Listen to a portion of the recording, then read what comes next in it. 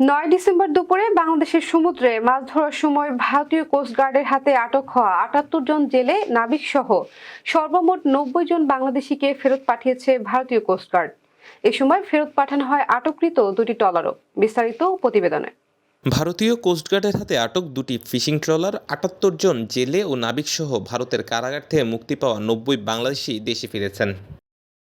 সকালে পতেঙ্গার কর্ণফুলী চ্যানেলে এসে পৌঁছান তারা।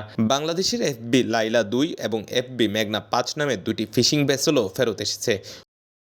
গত রোববার দুপুরে পশ্চিমাঞ্চলীয় আন্তর্জাতিক জলসীমায় ভারতে আটকে থাকা ৯০ জন বাংলাদেশি জেলে নৌকর্মী এবং বাংলাদেশে আটক ৯৫ জন ভারতীয় জেলে নৌকর্মীকে পারস্পরিক হস্তান্তরের কার্যক্রম সম্পন্ন হয়। এর আগে ৯ ডিসেম্বর দুপুরে বাংলাদেশের সমুদ্রে মাছ ধরার সময় দুটি ট্রলারসহ ৭৮ জন জেলে নাবিককে ধরে নিয়ে যায় ভারতীয় কোস্টগার্ড।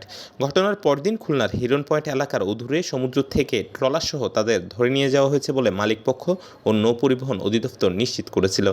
আটক দুটি নৌযান হলো এফবি লাইলা ২ ও এফবি মেঘনা ৫। যে অভিযোগ ছিল তারা ভারতীয় সীমানার মধ্যে গিয়ে মাছ ধরছিল, সেই প্রেক্ষাপটে তাদেরকে ধরে নিয়ে যাওয়া হয়েছে। তো যেহেতু তারা এসেছে, এই বিষয়টা পুলিশকে অবগত করা হয়েছে। আমরা জেনেছি, আমরা পুরোটা যাচাই করে দেখব যে ওনারা বলেছেন ভারতীয় জলসীমায় চলে গিয়েছে, সেটা সঠিক নাকি ওনারা বাংলাদেশ জলসীমায় ছিলেন।